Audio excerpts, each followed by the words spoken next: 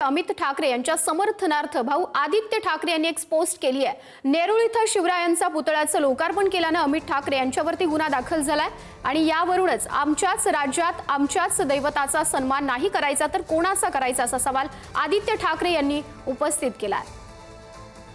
आदित्य ठाकरे यांनी नेमकी काय पोस्ट केली आहे ती आपण बघूयात।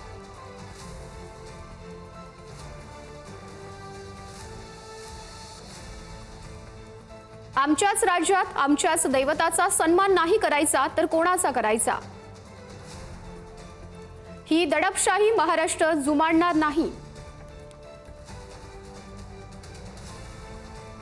शिवरायांचा पुतळा घाणेरड्या कापडाने झाकून ठेवला।